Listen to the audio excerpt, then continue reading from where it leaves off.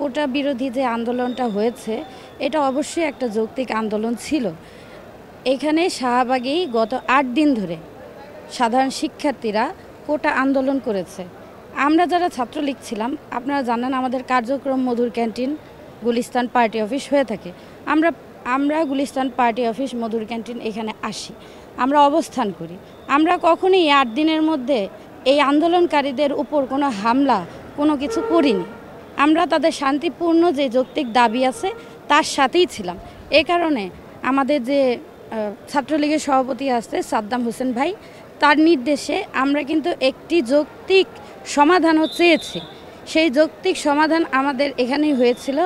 তো ওরা এটাকে নেত্রী অবশ্যই একটা রায় দিবে। আপনার এই যে কোটার যে বিরোধী আন্দোলনটা হয়েছে, এটাতে যে সরকারের কাছে যে সে চেয়েছে যে কোটা সংস্কারটা হোক, এটার জন্য তো বর্তমানে বাংলাদেশে কোনো কোটা নেই। যেই আইন আছে, আইন অনুযায়ী বাংলাদেশে এখন কোনো কোটা নেই। তবে যে কোনো একটা জিনিস সিস্টেমের মধ্যে যেতে হয়।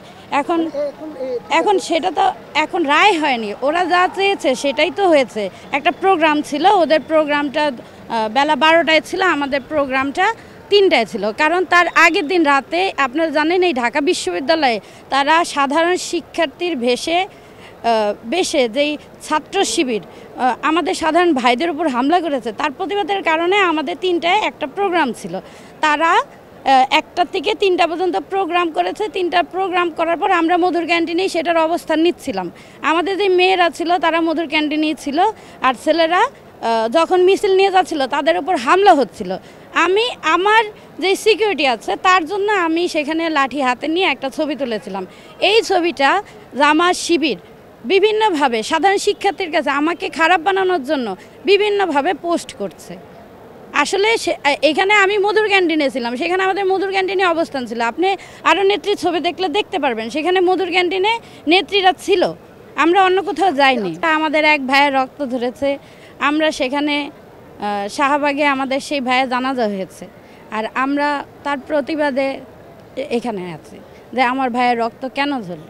যদি বিশৃঙ্খলা এদেশের মানুষের জন্য তারা বিশৃঙ্খলা চায়, তাহলে তো আমরা বসে থাকবো না। আমরা শান্তিপূর্ণভাবে সব কিছু করি, আমরা শান্তিপূর্ণটাই চাই।